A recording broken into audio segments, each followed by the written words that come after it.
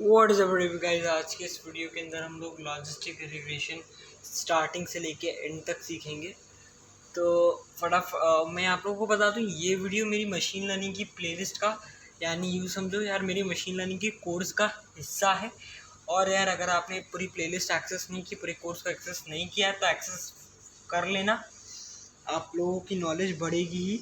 और आप लोग और कुछ ज़्यादा नया भी, अगर आपको मालूम हो ये चीज़ें, तो कुछ नया भी हो सकता है आप लोग सीखें। तो चलो यार टॉपिक पे आते हैं, लॉजिस्टिक रिग्रेशन। पर यार उसको समझाने से पहले मैं आप लोगों को एक बात क्लियर करवाना चाहूँगा। जैसे मैं जब लीनियर रिग्रेशन पढ़ा रहा था तो उसके पहले मैंने बताया था कि प्रेडिक्ट कैसे करती है, फिर उसके बाद वर्किंग प्रिंसिपल। यहाँ पे भी मैं पहले ये बताऊँगा कि क्लासिफिकेशन कैसे करता है, क्लासिफिकेशन होती ही कैसे है। उसके बाद मैं आप लोगों को लॉजिस्टिक रिग्रेशन क्या कर रहा वो मैं आप लोगों को अच्छी तरीके से यहाँ पे बता दूंगा। तो एक काम करता हूँ, मैं सबसे पहले वाई एक्सेस खींच दूँ मैं आप लोगों को, ठीक है। तो हाँ, और मान लो एक काम करते हैं, चलो एक काम करते हैं, एक काम करते हैं। अब गाइस यहाँ पे हो सकता है आप लोग थोड़े से कंफ्यूज हो जाओ, क्योंकि अभी मैं थोड़ा सा वैसा टाइप का करने वाला, पर कोई बहुत टेंशन लेने वाली बात नहीं। मैं काम करता हूँ, कुछ डेटा पॉइंट्स ले लेता हूँ, ठीक है। ये मेरे कुछ डेटा पॉइंट्स हैं डेटा सेट के, ठीक है। इतना सिंपल आप लोगों को कभी ज़िंदगी में नहीं मिलेगा, ठीक है। तो ठीक है, फिलहाल में और अच्छा, उससे पहले मैं आप लोगों को ये बताना चाहूँगा कि लॉजिस्टिक रिग्रेशन क्या है। ये और कुछ नहीं बल्कि एक, यहाँ पे मैं लिख भी देता हूँ, बल्कि एक क्लासीफायर है। क्या है? क्लासीफायर, ठीक है। एक क्लासीफायर है। और क्लासीफायर का मतलब क्या? मान लो आप लोगों को, मान लो आप लोगों को दो डॉग्स, मान लो, बहुत ही सिंपल हलवा एग्जाम्पल ले रहा हूँ मैं आप लोगों के लिए, एकदम ही हलवा एग्जाम्पल। मैं एक काम करता हूँ, सबसे पहले इसको जो है यहाँ पे एक डॉग बना देता हूँ। नहीं, डॉग नहीं, लाइक नहीं, ये एग्जांपल सही अच्छा नहीं लग रहा है। तो एक काम करते हैं यार, एक एग्जांपल सोचता हूँ। हाँ, मान लो यहाँ पे एक स्पैमर इंसान बैठा है ना। यहाँ पे एक स्पैमर इंसान बैठा है, तो यार मैं एक स्पैमर बना देता हूँ यहीं पे कहीं पे। एक काम करते हैं, स्पैमर में नीचे बना देता हूँ, तो ठीक है। काम करते हैं, इसको कर देता हूँ इरेज, इसको भी कर देता हूँ इरेज, क्योंकि अच्छे नहीं लग रहे, ऐसे सिंपल दैट। हाँ, तो एक स्पैमर बनाते हैं यहाँ पे। ये रहा मेरा स्पैमर, ठीक है। मान लो एक स्पैमर है। अब ये मान लो अकेला इंसान है, स्पैमर की टीम नहीं है, अकेला इंसान, अकेला स्पैमर, एक स्पैमर है, ठीक है। तो यार अब आप लोग और भी ले सकते हैं, कोई टेंशन वाली बात नहीं है। यार इस स्पैमर क्या करता है, मेल्स पे अनवांटेड मैसेजेस भेजता है, मतलब ज़बरदस्ती का। तो मान लो उसने जो, मान लो आपने अगर जीमेल को ध्यान से देखा हो, अपनी जीमेल ऐप को, या फिर अपने जीमेल ऐप को, चाहे डेस्कटॉप पे, या फिर आपने अगर अपने फ़ोन्स में देखा हो जीमेल एप्लीकेशन को, तो यार आप लोग देखेंगे, मैं यहाँ पे एक बार फ़ोन का ही एक वो बना देता हूँ, एक लेआउट बना देता हूँ। तो जिन लोगों को नहीं पता वो लोग जाके देख लें इस सेक्शन में। मान लो यार ये आपका फ़ोन है, ठीक है। हाँ, जानता हूँ इतना अच्छा नहीं लग रहा। तो यहाँ पे मैं बताता हूँ, जीमेल ऐप आपने खोला, तो जीमेल यहाँ पे आपके मेल्स है, यहाँ पे आपका, यहाँ पे आपकी अकाउंट का वो प्रोफाइल दिखा रहा, प्रोफाइल पिक्चर दिखा रहा होगा। यहाँ पे वो 3 वो होंगे, यहाँ पे जीमेल लिखा रहेगा। अब आप नीचे देखेंगे तो यहाँ पे यहाँ पे एक सेक्शन में आपको दिखेगा स्पैम फोल्डर, आपको दिखेगा स्पैम फोल्डर। तो यार वो बेसिकली करता क्या है, स्पैम,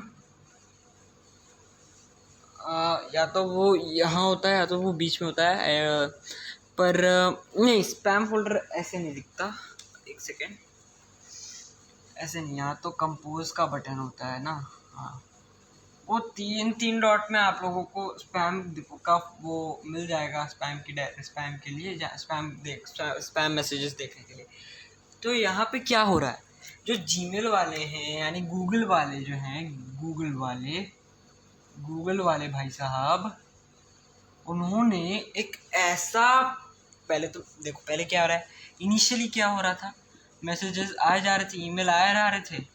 उन्होंने देखा कि इस तरीके के स्पैम हर रोज़ आ रहे हैं। मान लो इस तरीके के स्पैम जिसके अंदर उन्होंने अपने मेल में लिख रखा है, मान लो मान लो मान लो डी ई, मान लो, देखो ये मैंने बहुत ही फनी बात कह दी, लेकिन यार मान लो, खाली लेकिन मान लो डी और ई गूगल की नज़र में मान लो स्पैम है, ठीक है, यानी जिस भी वर्ड में डी और ई है जो भेज रहा है वो स्पैम है। मान लो, बस एक बार मान लो, ठीक है, ये मैंने, ऐसा कभी नहीं होगा ना कभी होना चाहिए, तो बस मान लो डी और ई इस दुनिया में एग्जिस्ट करते हैं, लेकिन डी और ई का यूजेज मान लो गलत कामों के लिए यूज किया जाता है, मान लो, ठीक है, सब मानते जाओ तभी आप लोग समझ पाओगे, ठीक है। तो मान लो इस गूगल की नज़र में डी और ई स्पैम के शब्द हैं, तो डी और ई स्पैम के शब्द हैं अब, और ये नंबर बढ़ते बढ़ते 1 2 3 4 भी हो चुका है, अब बढ़ते बढ़ते 5 6, और उसके बाद WAMCNMD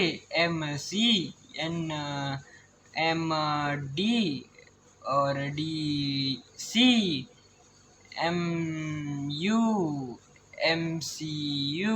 मतलब बहुत ही कुछ भी मैं लिख दे रहा हूँ यहाँ पे। तो करते करते बड़ा डेटा सेट बन गया। डेटा सेट पे मॉडल को ट्रेन किया जाता है, और जैसे ही उनका कोई भी मैसेज आता है सबसे पहले चेक किया जाता है कि ये स्पैम के वर्ड्स हैं क्या उसमें, क्योंकि यार स्पैम देखा गया है कि हर रोज़ लगभग यही शब्द को तो यूज़ करता है। मान लो डी और ई का एग्जांपल ले लिया था मैंने, और यहाँ पे मान लो WA, ठीक है, स्पैमर इन दोनों शब्द का यूज़, WA का शब्द अपने हर मेल पे करता है, मान लो कुछ स्पेसिफिक स्पैमर। तो गूगल क्या करेगा, उसको जीमेल फोल्डर के अपने स्पैम फोल्डर के अंदर शिफ्ट कर देगा। क्यों और कैसे करता है, बेसिकली उसका एक क्लासिफिकेशन एल्गोरिथम उस पर वो ट्रेन होके रखा है कि यार हाँ, जैसे ही WA हो आपके ईमेल के अंदर, कोई भी मेल भेजे उसको आप स्पैम फोल्डर में डाल दो, क्योंकि वो ट्रेंड है इस हिसाब से। लेकिन यार ठीक है, तो ऐसे करके जितने भी वर्ड्स उन्हें मिले, लेटर्स मिले, सेंटेंसेस मिले, जो भी उन पे ट्रेन किया गया है, उनको एल्गोरिदम्स को ट्रेन किया गया है, मॉडल को ट्रेन किया गया है, और उसके बाद उसे डायरेक्टली यहाँ पे इम्प्लीमेंट कर दिया गया है, ठीक है। तो हाँ, तो आपको पता चल गया होगा कि स्पैम फोल्डर्स होते हैं जीमेल के अंदर। वैसे तो यहाँ पे मैक्सिमम लोगों को मालूम होगा, पर हो सकता है कुछ लोगों को ना मालूम हो, क्योंकि उस पर ध्यान ज़्यादा लोगों का जाता नहीं है। खैर, ये स्पैमर भाई साहब हैं, और यही भेजते हैं मान लो WA, WC और WD, ठीक है। तो अब आप समझ गए होगे कि कैसे वो स्पैम फोल्डर में डाल रहा है ना। ये देखा गूगल वालों ने कि ये तो फ्रीक्वेंटली हर बार स्पैम अपने मैसेज के अंदर, अपने मेल के अंदर हमेशा ये सब चीज़ों का यूज़ करता, मान लो। तो उसी हिसाब से ट्रेन किया गया, एक क्लासिफिकेशन एल्गोरिथम, एक मॉडल को बिल्ड किया गया है जो क्लासिफाई कर देता है इन लोगों को। और जैसे ही इस मेल पे ये वर्ड्स पाए जाते हैं, हाँ, जैसे आप लोग पाइथन में लिखते हो ना, ठीक है, जैसे आप लोग ये लिखते हो ना कि यार A = 18, फिर आप लिखते हो ना if A is greater than 18 print कुछ भी प्रिंट करवा सकते हो। तो यार यहाँ पे, और या फिर एक एल्स लिखा देता हूँ मैं, अब लिख ही रहा हूँ तो पूरा ही लिख देते हैं, एल्स प्रिंट, मान लो प्रिंट I ये बहुत घटिया तरीके से लिखा है, मैं जानता हूँ। ये बहुत ही सिंपल सा पाइथन प्रोग्राम लिखा है जो करेगा क्या, एक इनपुट नहीं, इनपुट वगैरह नहीं लेंगे। यहाँ पे मैं ज़ीरो डाल देता हूँ ताकि कुछ तो रहे, वरना रिटर्न न करना चाहिए था मेरे को। खैर, तो यहाँ पे क्या हो रहा है, a=18, अगर a 18 से बड़ा है तो प्रिंट कर दे ये, अगर a 18 से छोटा है, a 18 से छोटा है तो प्रिंट कर दे i। यहाँ पे a 18 के बराबर है, और क्योंकि ये बराबर है और हमने कंडीशन दी रही है इसको कि a ग्रेटर देन 18 तब ये प्रिंट करे, लेकिन यहाँ पे ये कंडीशन सेटिस्फाई नहीं होगी तो इस कंडीशन के अंदर जाएगा, ये कंडीशन सेटिस्फाई हो जाएगी क्योंकि एल्स नहीं, हम लोगों ने एलिफ नहीं एल्स का यूज़ किया है। अब यहाँ पे मैं कोलन लगाना भूल गया। खैर, अब ये मैंने पाइथन प्रोग्राम क्यों लिखा, आप लोगों को समझाने के लिए, थोड़ा सा आप लोगों के दिमाग में और बत्ती जल जाएगी। क्या होता है वही कि यार क्लासिफिकेशन एल्गोरिथम पकड़ता है और उन वर्ड्स वाले मेल को ऐसे ही एक लूप चलाया जाता है जिसके अंदर इस तरीके से ही वैल्यू सेट की कि भैया अगर वो मान लो अगर आपका जो मेल आ रहा मान लो वो ए के अंदर स्टोर होता है जो मेल के मैसेजेस हैं, और उसके अंदर आपका क्लासिफिकेशन एल्गोरिथम अगर WA बताता है तो क्या हो वो डेटा शिफ्ट हो जाए स्पैम फोल्डर में, अगर ऐसा नहीं होता है एल्स वो डेटा वहीं का वहीं रहे। तो इसी तरीके से बेसिकली यहाँ पे मैं थोड़ा सा आप लोगों को कंडीशनिंग समझा रहा था कि कैसे हो जाता है, पर यहाँ पे बेसिक नॉलेज से भी आप लोगों को वैसे आशा समझ में आ चुका होगा मेरे बताने से पहले ही, लेकिन फिर भी थोड़े से डाउट्स रह जाते हैं मन में लोगों के कुछ, तो उनको भी मैंने पूरा किया है। ठीक है, तो इस तरीके से 99% तो स्पैम पकड़ा ही जाता है और उसको स्पैम फोल्डर के अंदर ले दिया जाता है। ठीक है, तो अब यहाँ पे आप बोलोगे डेटा पॉइंट्स की बात करते हैं वापस से। मान लो इनमें से कुछ डेटा पॉइंट्स स्पैम के हैं, यार मैं बार बार स्पैम नॉट स्पैम ले रहा हूँ यार, आप लोग ट्रू फॉल्स 0 1 कुछ भी ले सकते हो, पर मैं यहाँ पे स्पैम नॉट स्पैम ले रहा हूँ। तो मान लो यार इनमें से कुछ डेटा पॉइंट्स स्पैम के, कुछ डेटा पॉइंट्स नॉट स्पैम के हैं, तो यहाँ पे मैं डिफ्रेंशिएट नहीं कर पाऊँगा इसको। तो बेसिकली करता क्या है मैं आप लोगों को बता देना चाहूँगा, ये देखो बेसिकली करता क्या है। अब मैं एक काम करता हूँ, इस चीज़ को कर देता हूँ प्लीज़, मैं यहाँ पे इस लाइन जो बना दी मैंने इसको इरेज कर देता हूँ, आपके बेटरमेंट के लिए मैंने इरेज किया इसको। ठीक है, तो यहाँ पे मैं थोड़ा डेटा पॉइंट बना दूँ। हाँ, तो क्लासिफिकेशन बेसिकली करता क्या है, मान लो मैं आप लोगों को बताता हूँ यार, रुको ना। ठीक है, तो हाँ, अब देखो मान लो मैं कह रहा हूँ कि इसके इस पार के जितने लोग हैं वो सब स्पैम है, एस है स्पैम है, स्पैम है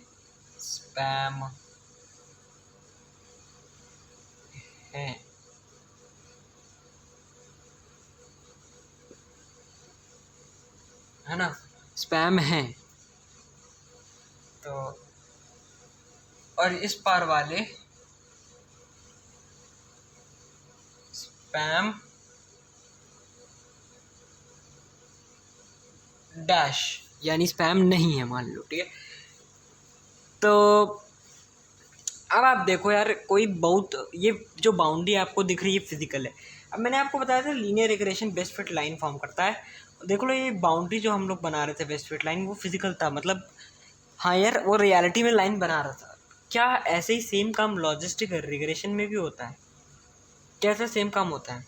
नहीं यार, आप लोग गलत हो, ऐसा सेम काम नहीं होता, ना ना ना ना मन्ना ना, no no no, logistic regression में ऐसा सेम काम नहीं होता। ये बाउंड्री फिजिकल नहीं है, हो सकती, ज़रूरी नहीं है ये फिजिकल हो, ज़रूरी क्या फिजिकल नहीं होती। बस ये क्या हुआ यहाँ पे सारे स्पैम वाले इसने इसके अंदर डाल दी, सारे नॉट स्पैम वाले इसके अंदर डाल दिए, तो इस पे सारे स्पैम वाले अगर आप जीमेल में हो तो स्पैम फोल्डर के अंदर चले जाएंगे।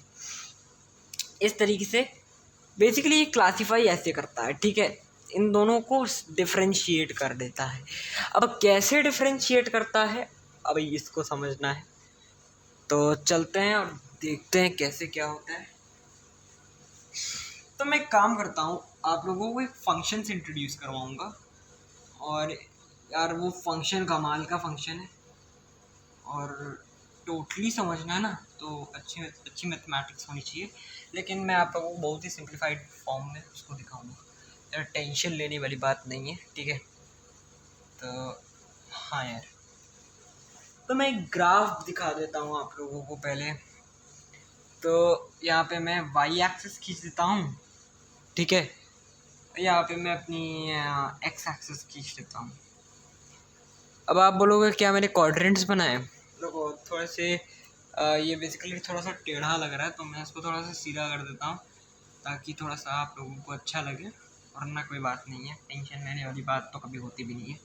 हाँ खैर, देखो यहाँ पे मैंने खींचा है ना, फिर से लाइन टेढ़ी हो गई।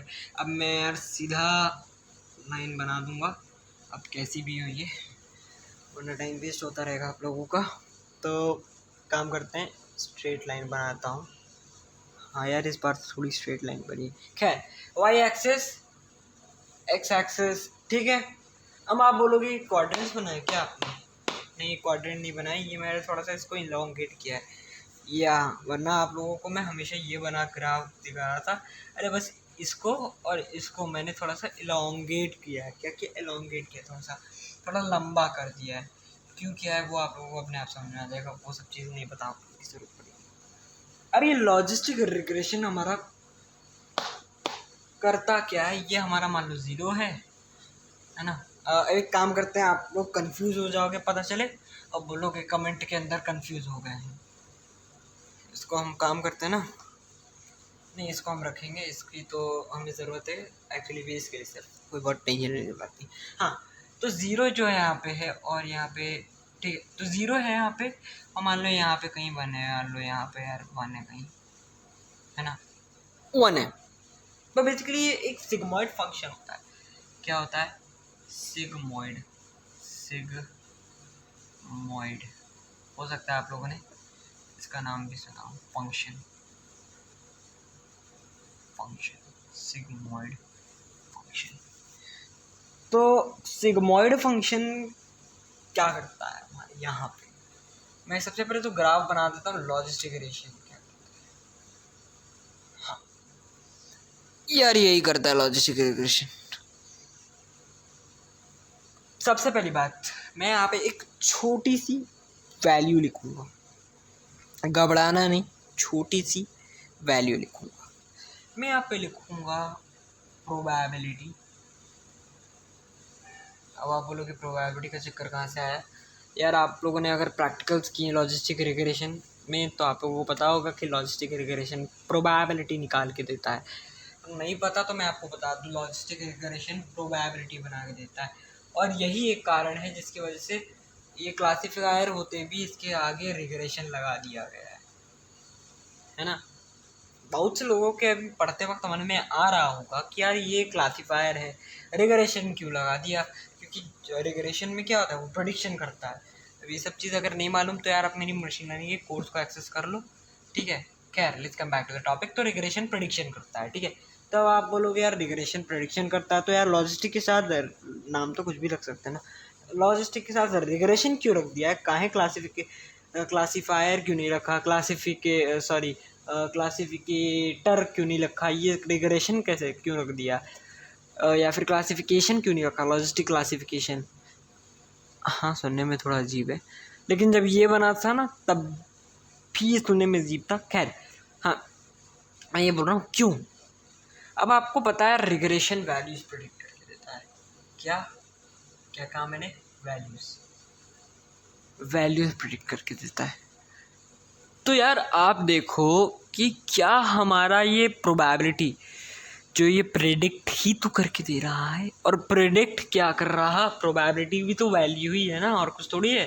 कोई जादू मंतर है, कोई स्ट्रिंग है, कोई कैरेक्टर है?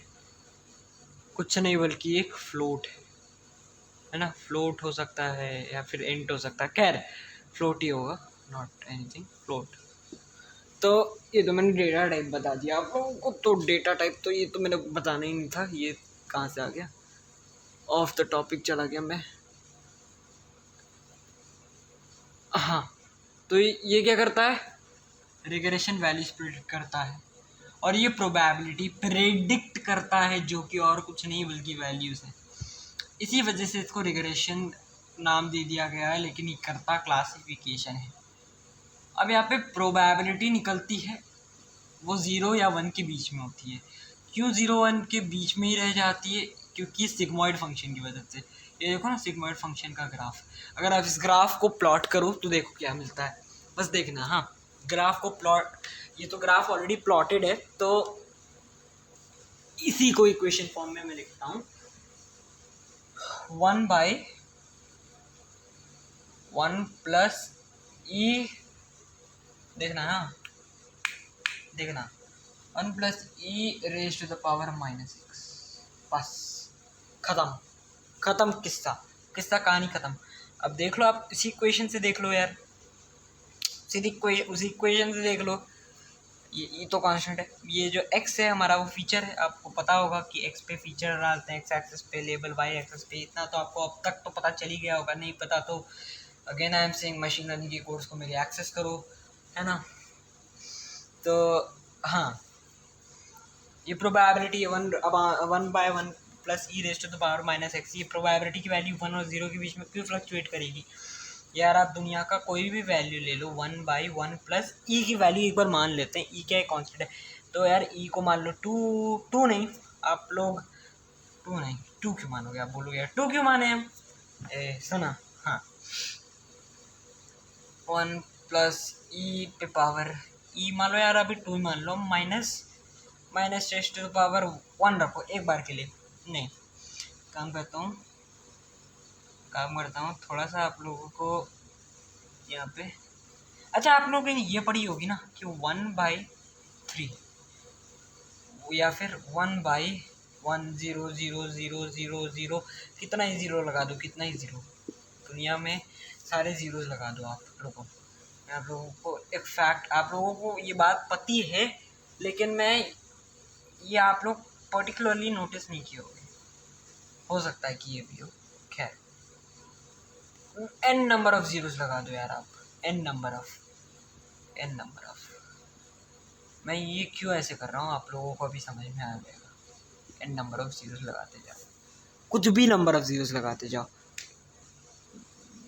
मतलब मैं ये कहना चाह रहा हूँ 1 plus e raise to the power -x की चाहे कितनी ही कम चाहे जितनी ही ज़्यादा वैल्यू हो, ये हमेशा छोटी रहेगी 1 से, याद रखना, point to be noted. Always it will be smaller, y, because 1 is in the numerator. ये क्या हो रहा है, इतना बड़ा नंबर, ये क्या हो रहा है, इतना बड़ा नंबर 1 को डिवाइड कर रहा। देखो ना, आप खुद ही देख लो, आप बिलीव नहीं कर रहे हो, आप खुद देख लो 1 बाय इतना नंबर ऑफ ज़ीरोज़ वाला इतना बड़ा नंबर, आप खुद देख लो यार, ठीक है। डिवाइड करना है ना, देख लो, डिवाइड करो, लो 1, तो देख लो, सबसे पहले तो 0 आएगा ना, उसके बाद आप पॉइंट लगा के पता नहीं कितनी दूर तक करते रहोगे, है ना। तो वैसे इतना कभी भी आप लोगों को नहीं देने वाला। मैं यहाँ पे इसलिए लिख रहा हूँ क्योंकि मैं आपको बताना चाह रहा था कि कितनी भी बड़ी वैल्यू हो, हमेशा ये, क्योंकि 1 न्यूमरेटर में है इसलिए हमेशा ये छोटी ही रहने वाली है, छोटी, ये इसको मैं ऐसे लिख देता हूँ, छोटी ही रहने वाली है 1 से, ये वैल्यू छोटी ही रहने वाली है 1 से, ये 1 है, डैश नहीं है, ठीक है। एक काम करता हूँ, 1 को मैं सीधा लिख देता हूँ, तो हाँ 1 से, ठीक है। तो क्योंकि पहले तो 0 होगा, फिर पॉइंट लगा के आप करते रहोगे, तो यार जितना ही नीचे डिनोमिनेटर में आप वैल्यू ले लो, जितना ही वैल्यू ले लो, हमेशा, क्योंकि न्यूमरेटर में 1 है, इस कारण से ये हमेशा 1 से नीचे ही रहने वाली है। और जैसा कि आप देख सकते हैं 0 से स्टार्टिंग हो ही रही है, यानी 0 पॉइंट कुछ आता तो भैया ठीक है, 0.0000000000 फिर कहीं जाके शायद मन होता। खैर, हाँ, तो यहाँ पे ये चीज़ है प्रॉब्लम, ठीक है। तो जो प्रोबेबिलिटी है वो हमेशा 0 और 1 के बीच में इस वजह से फ्लक्चुएट करने वाली, क्योंकि 1/1 plus e raise to the power minus x क्या आपको पता है फीचर का इनपुट जो आप दे रहे हो। तो यार इसी तरीके से डेटा जो है ट्रेन होता है और ये हम लोगों को प्रोबेबिलिटी भी देता है। और अब आपको इतना तो पता ही होगा कि यार 0 पॉइंट कि जैसे ही इसकी वैल्यू ज़ीरो, जब ज़ीरो के आसपास घूम रही हो, ज़ीरो ही है, तो यार ये आपको बोलेगा हाँ यार ये ज़ीरो है, यानी ज़ीरो मान लो ज़ीरो वैल्यू दे रहा है तो ट्रू है, मान लो 1 वैल्यू दे रहा है तो फॉल्स है, मान लो, बस वैसे उल्टा लेते हैं लोग, पर मान लो 0 ट्रू 1 फॉल्स, और मान लो आपको ये आखिरी में मान लो 0.5 देता है ना, मान लो 0.5 देता है या फिर 0.56 देता है, 0.57 देता है, कितना भी देता है, 5 दे देता है, 1 के आसपास होने लग जाता है, जब जैसे ही तैसे ही आपको 1 दे देता है।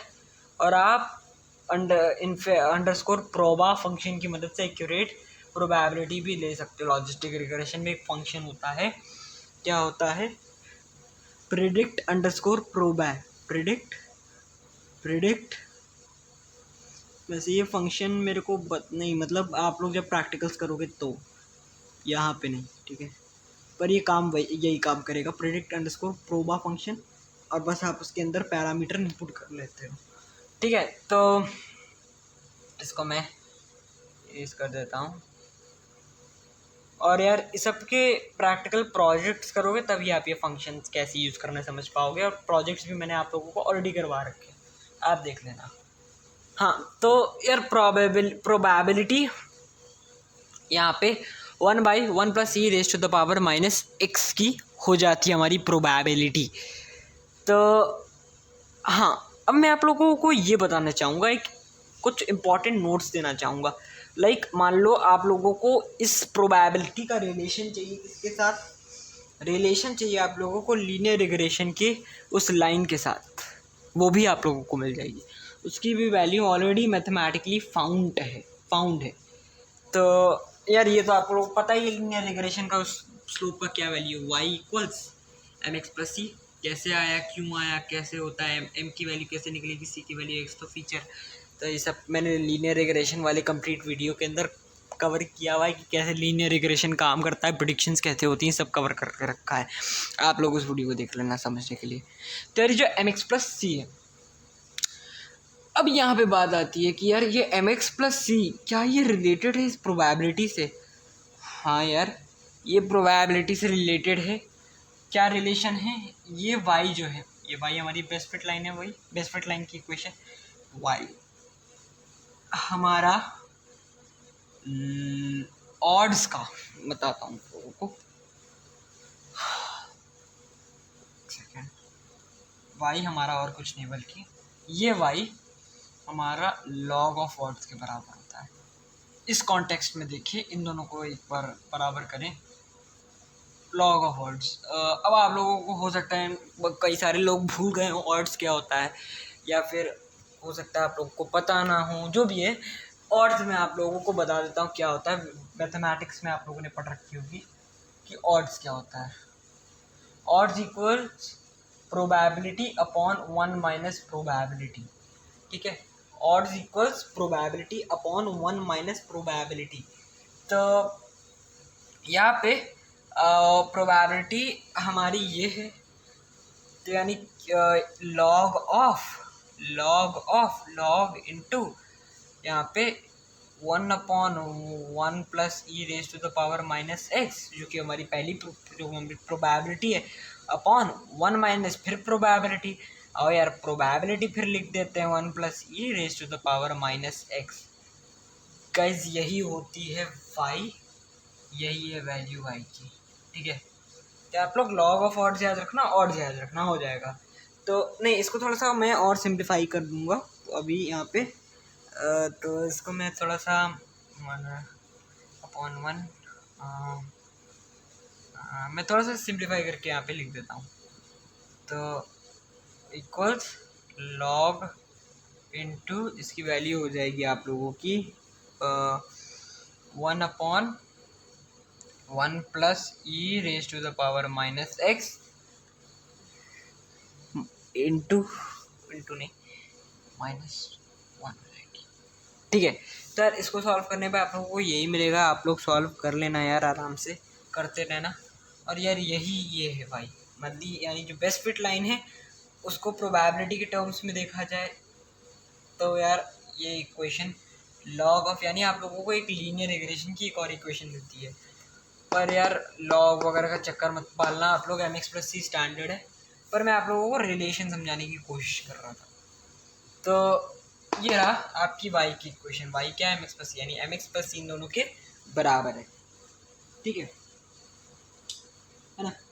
तो लॉजिस्टिक रिग्रेशन सिग्मॉइड फंक्शन पे काम करता है, वो प्रोबेबिलिटी निकालता है, 0 1 के बीच में ही निकालता है, इसकी गारंटी है। उसका प्रूफ मैंने आपको दिखाया क्यों निकालता है 0 1 के बीच में, है ना, क्योंकि 1 न्यूमरेटर है।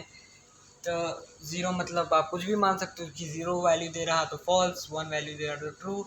आप लोग sklearn के फंक्शंस को यूज़ करके, sklearn लाइब्रेरी है पाइथन के अंदर, उसको यूज़ करके आप फंक्शंस को कॉल करके फटाफट से पैरामीटर्स इनपुट करके आप लोग एक्यूरेट वैल्यू प्रोबेबिलिटी की जो कि इस इक्वेशन को यूज़ करके निकलती है, इंटरनली कंप्यूटर निकालता है ना। तो ये है बेसिकली हमारा इसकी कहानी लॉजिस्टिक रिग्रेशन की। अब हम लोग एक और बात कर लेते हैं फटाफट से, आओ, है ना, फटाफट से यहाँ पे एक और बात करना चाहूँगा आप लोग से। ठीक है, चलो आओ देख लेते हैं, आओ देख लेते हैं, आओ देख लेते हैं। चलो इसको आप याद रखें। ठीक है, मैं आप लोगों के लिए थोड़ा सा अभी वेट भी किया था ताकि आप लोग इसको थोड़ा सा मेमोराइज कर लें।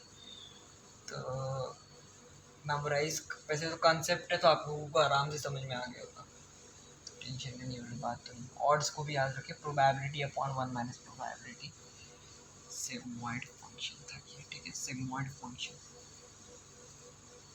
चलो और यार नेक्स्ट